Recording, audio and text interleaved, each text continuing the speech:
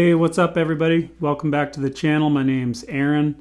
Thanks for tuning in. Today I'm going to cover bar chords. Been having some interest in some lessons that I've been doing, so I thought I'd do a quick run over the bar chords. Definitely want to have these under your belt. Before I get started, if you could subscribe to the channel, I would greatly appreciate it. Trying to bump up over 150 subscribers. That would help me out. Without further ado, okay, bar chords. What I did on the intro there, you guessed it, right? Played all these songs with bar chords. I did a Jack Johnson tune. I played some rhythm for the Jimi Hendrix version of All Along the Watchtower. What else I did there? I did Proud Mary by John Fogerty. Although I think he uses some open chords. I did it with all bar chords. And then I did a 90s tune I just heard. It brought me back to the 90s. I think it was a band called Live, right on the end there. Forget the song name, but remember the tune. Anyhow, all those songs were done with these big old bar chords. And so let's talk about how to build those chords, where they come from. Most likely you know your open chords, so you probably know kind of how to build these already. You just haven't gone, oh, aha, I see. So we're going to talk about a minor chord, a minor seventh chord, a major chord, and a dominant seventh. So four different chords, and they'll be rooted on the sixth string, the fattest string. So this is where we start to incorporate a little bit of music theory into the lesson. With your technique and chords and relating it to songs. Lately I've been hearing people talk about, oh, you don't need the theory, you just play and just feel it. I'm from a school of, I think you could use both. It's worth understanding the layout of your guitar. If you don't know the note names on the low E string, learn them, or let's learn them now. So, all right, without further ado. So I'm sure you're probably used to these open chords down here, like an E major chord, and then if this finger comes off, the third comes off. We have E minor. We could take out this finger, and we have E minor 7. If we do these two fingers, we have dominant 7. So these are like our four shapes in the open position. Again, we got a major. Then I'll do it in different order. If this finger comes out, we have dominant 7. Then we have our minor chord, and then we have our minor 7. All right.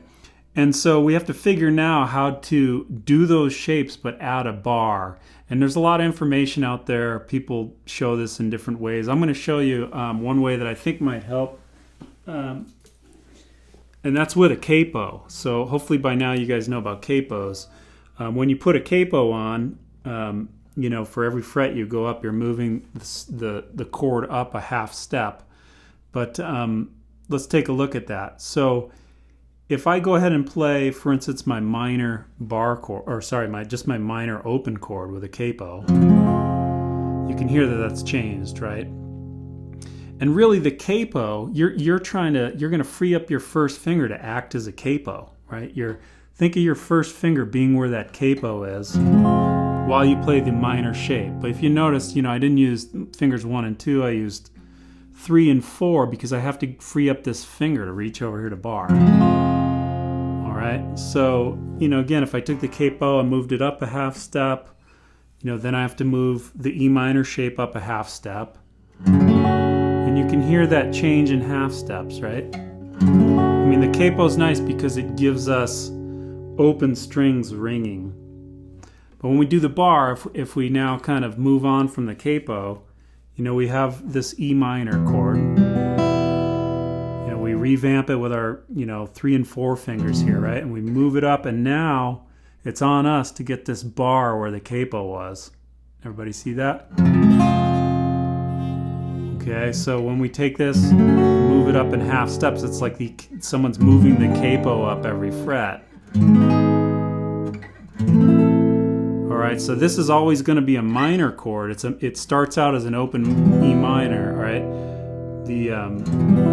the chord's not going to change. It's going to change root names, or it's going to go up in half steps. In other words, E minor, F minor, F sharp minor, G minor, and so forth, G sharp minor, A minor. You should know how to count up this sixth string in half steps. Remember the musical alphabet, there's no sharp between B and C and E and F. So we're starting on E here. So E to F, there's that half step with no sharp.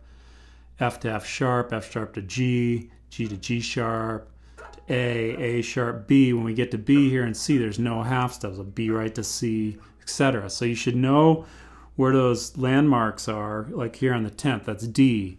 Okay, so if I build my minor shape and put a bar across the 10th, right, D minor, right? And test it with use your ear. If you know, oh, look, here's an open D minor I'm really used to. Okay, now, yeah, that sounds the same. The voicing's different, you know, but we can hear the same notes in there, all right?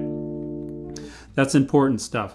So, okay, so then you just do the same thing with your other shapes. You have this, big old E shape with 3 fingers. It gets a little harder because, again, you're going to revamp those 3 fingers on E. You're going to move it up a half step and drop your bar down. I'm sure a lot of you are familiar with this. When you start out guitar, you learn this F, which has a 2-string bar here. This is just a little bit bigger version of that. Okay, so we have the E chord. Right? I had the E here where I was using finger 1, 2, and 3. I revamped it to free up that first finger, slide it up. Again, my finger's the capo, right? If we use this example with an E chord, right, it's the same thing, right? Here's an E chord with a capo. Well, if we get rid of it, the E chord with the capo equals an F chord, right? Because we're on the first fret. Okay, if we do 7th chords, again, we have this E, we get this finger out of here. It's a dominant 7th chord. I'm going to revamp it with these 2 fingers. Going to move it up and add a bar.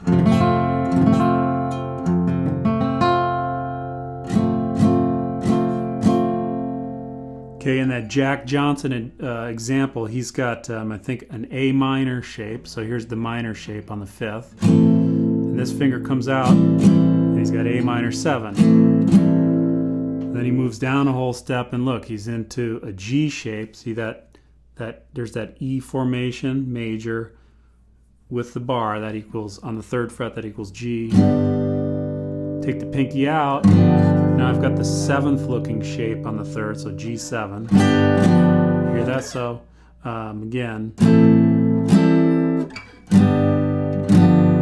same thing down on F. Now there's one thing I didn't tell you in the example. I moved to a 5th string root, okay, bar chord, that's going to be a different type of shape. I don't know if I'll get into that now, but if you look here, it's basically an A chord that you've done down here, okay? And then I have a bar only across 5 strings. I don't ever play this voicing like this. I use a bar like that instead of these 3. But what happens is you have 5th string root bar chords as well as 6th string. I'm sure you can, figure that out. But let's just stick with this low 6th string for now. So, a couple things you should think about. Memorize your note names on the 6th string. Know exactly where every, note is, sharp and flat. And then know these 3, or how many forms did we say? Major, that's 1. Minor, that's 2. Minor 7, that's 3, and then dominant 7, that's 4. If you know those 4 shapes and you move them around here, you really can get a lot of, you can cover a lot of terrain. So again, on the Jimi Hendrix thing, major chord, up a whole step to a minor chord, this finger came off.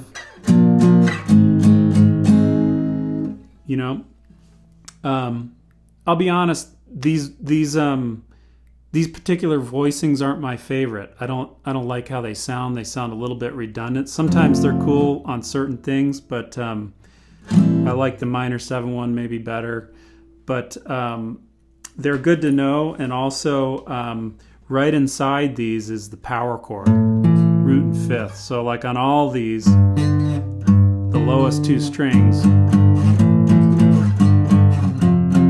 is the power chord, or the fifth. And if you had your pinky here, you've got root, 5, and root again. So, you know, they're just good for reference, good for, you know, some strumming and playing tunes. And you definitely want to know them. I'm trying to think what else I can tell you on these. I thought I had one more thought about the bars. Oh yeah, here's another thought. Where they can be really useful is when you need to have a part that's staccato, it doesn't ring. You know, when we have these big open chords, we've got a lot of ringing from all those open strings down to the end of the neck. But if I want it to be real tight,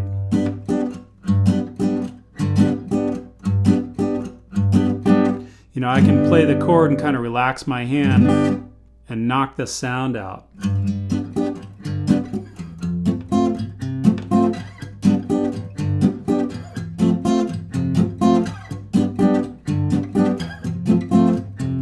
Right, that's much different than...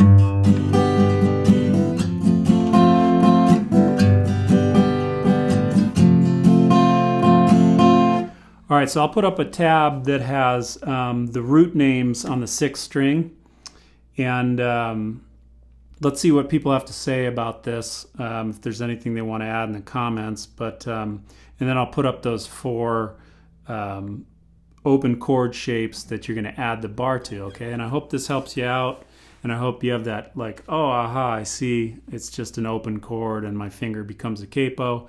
And hopefully this will help you out with your further musical endeavors. All right, everybody, thanks for tuning in. Appreciate it.